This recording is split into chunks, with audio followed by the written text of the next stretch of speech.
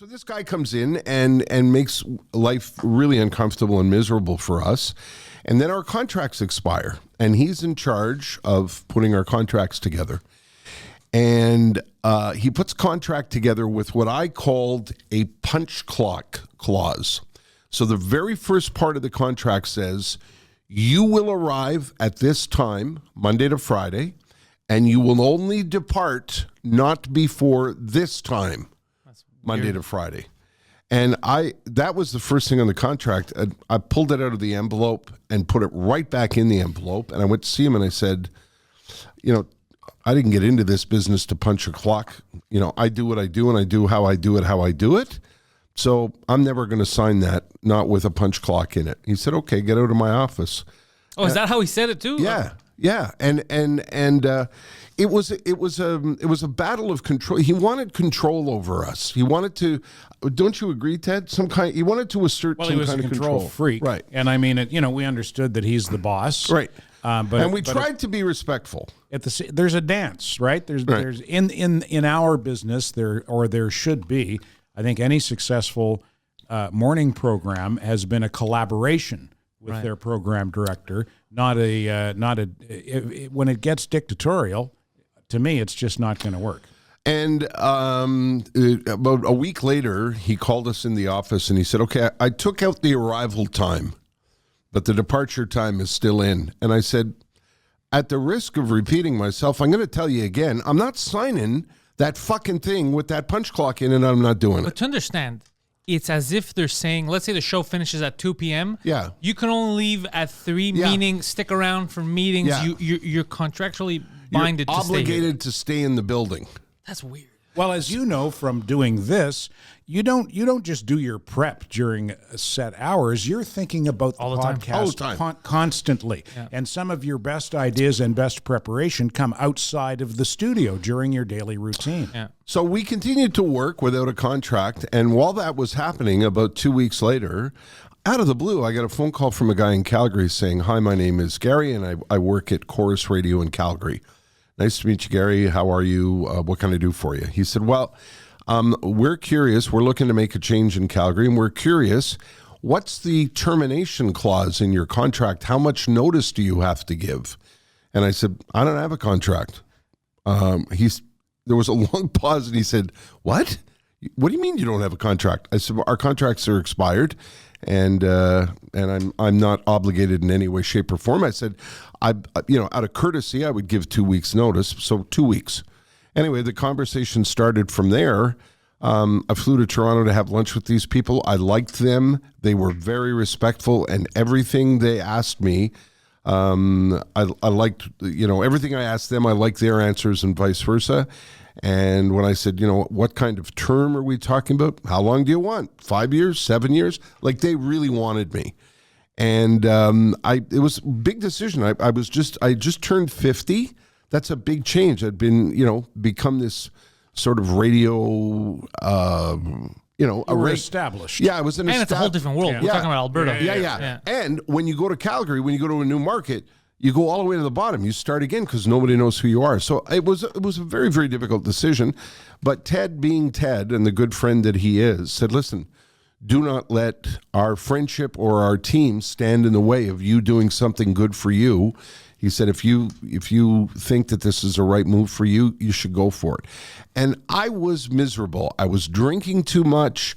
I weighed over 300 pounds. I was in a bad way. And all that stuff at work made you anxious. Big time. Big time. I carried it with me everywhere.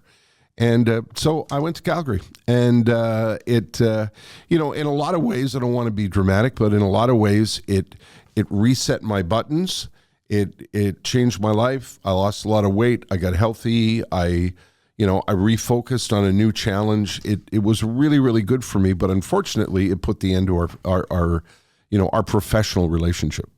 And then you decided I stayed at Shome, and I was there for another 2 years, and then my version of the guy who he butted heads with came along. And new guy, different guy. Yeah, different guy, but same sort of, I'm the boss and you'll do what I tell you to do. And I was like, but I've been here for this long and in this market for this long. I know the market. I know what I'm doing.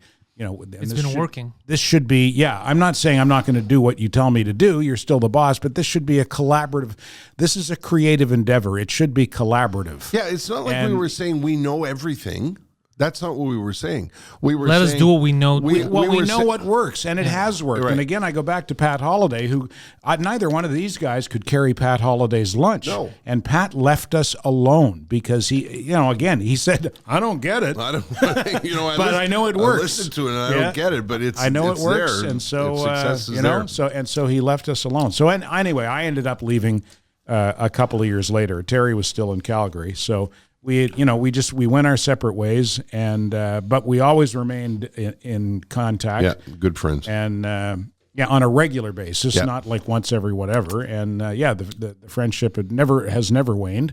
And look at us now. Yeah. Well, what prompted the return to Montreal? Because when you came back to Montreal, you almost instantly took over the English radio scene.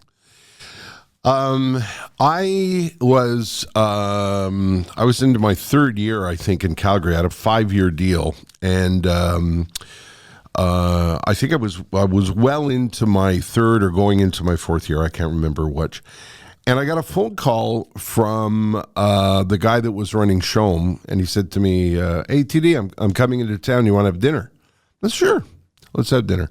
So I picked him up at his hotel, and we went to a favorite Italian restaurant of mine in Calgary. And we sat down, and, the drinks were waiting for drinks. And I said, "So, what are you doing in town?" He said, "I'm here for a meeting." I said, "Oh, yeah, when are you going back?" He said, "Tomorrow morning."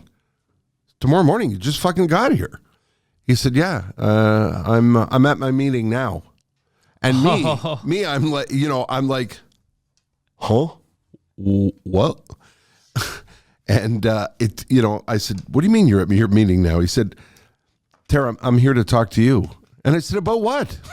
It's like a child. It was such a shitty end. I thought, I'm never going back. And it's so surprising because he never warned you. Yeah, he couldn't possibly be asking me to come back. And he said to me, "Listen," he said, "since you left, when you and Ted, since you and Ted, we haven't been able to get the station, the morning show share over 19. He said, "You and Ted had like a 22 or 23, whatever it was. I don't remember."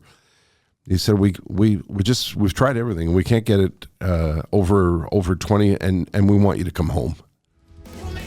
Full versions of the Pantelis Podcast are available on all major podcasting platforms, alongside other great shows from the Pantelis comedy team.